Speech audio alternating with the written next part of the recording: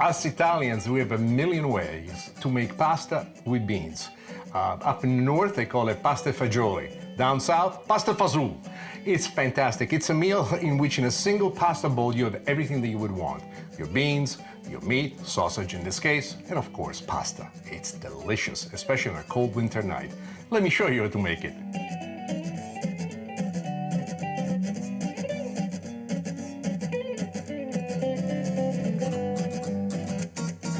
In the pot, what we have is some olive oil that's getting nice and warm. While the olive oil is getting nice and warm, what I like to do is add a pinch of red pepper flakes.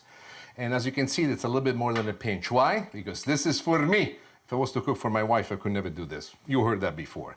The next thing that I want to do is to add what I refer to as the essence of Sicily, garlic. This is not chopped, it's thickly cut alla paesana, as it say. Paesana means country style, with disregard to the size, just boom, put in there. Together, while this is happening, what we want to do, we also want to create the base for what ultimately will be the soup. And you're accustomed to this already. You see me do this many times. First, we go with a little bit of carrots. Then we put a little bit of celery. And here we are with the third part of the triumvirate, the onions. Italians, we call this soffritto. French call it mirepoix. What I'm doing right now, I'm going to reduce the heat down to medium. I don't want this thing to burn. I want it to cook over a long period of time and bring out all the flavors. But how do we help these flavors come out? Two things. First, the addition of fresh herbs. You can use thyme, rosemary. In this case, it's a small mixture of the two. In this here, I have fresh rosemary and thyme that I mixed together. I love it because they marry wonderfully well, both with the sausage as well with the beans. The beans in itself also, you can use any kind of beans that you want. In this case, I'm going to use cannellini. It's got a cute name. They're white and they're beautiful. Now, let me continue with a couple of more additions. These are not typical of pasta fagioli, but I like it because they bring color. So I'm going to go with yellow pepper and some green pepper.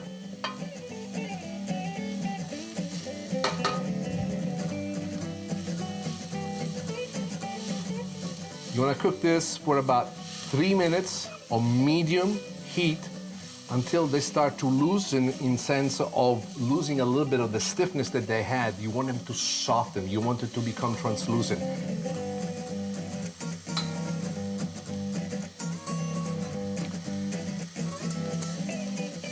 Few moments have gone by, and now is the time for us to add the sausage. This is Italian sausage. The kind of sausage that I chose is spicy sausage.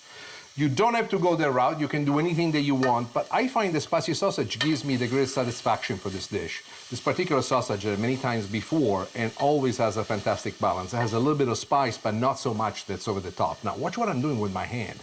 With my hand, I'm using this instrument to break the sausage in small pieces. It's almost as if you're making a meat sauce. You want this sausage to become small, tiny bits of pieces, of which you'll take a tiny bite with every bite of the pasta fagioli that you will get.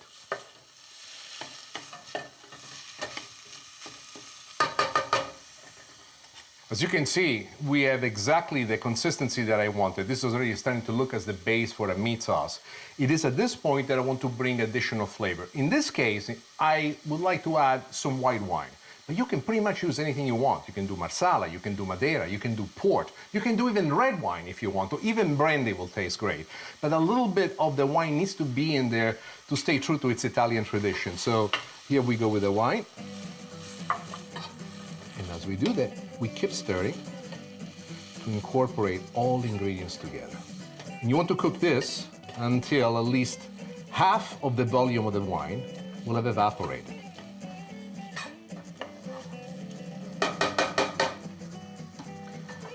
The next thing that I like to do is tomato sauce. This will give a wonderful balance to all the elements that we already added, and together with the tomato sauce, we're going to go with a little bit of stock. You can use beef stock, chicken stock. I'm gonna go with chicken stock this time.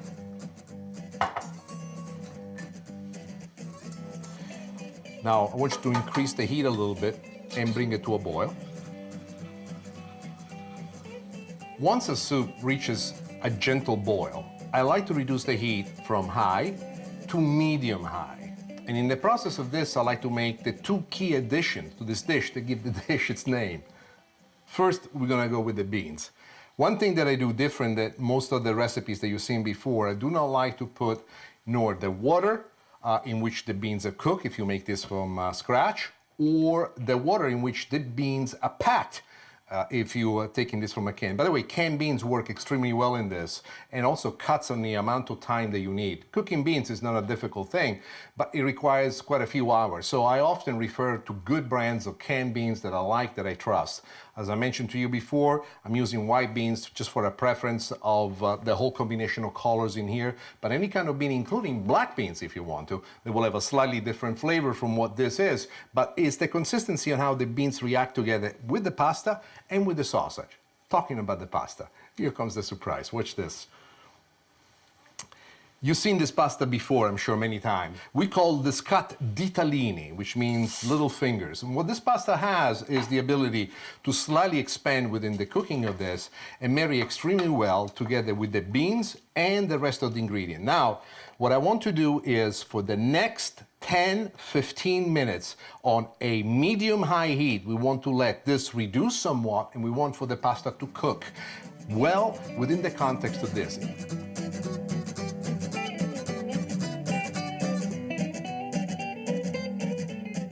As you can see, the dish is sticking through wonderfully well.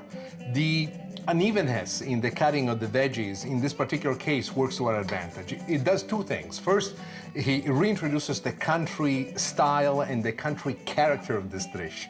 Second, they make it fun to bite into. My wife once said something about she likes to see the small pieces of carrots in a soup because she looks forward to bite straight into them.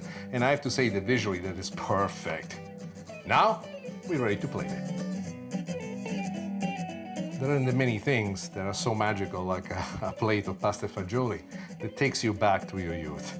But this is something more than magic. This is a rendition of dreams that come together through a series of actions where what you used to be the past of my life comes alive again.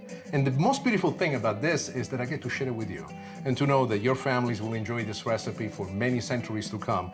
It gives me a sense, an idea, a dream of thinking a little bit about my Donna Adele, a little bit of my Grandma Maria, my Mama Massimiliana, my father Vincenzo, my brother Mario will live forever with you.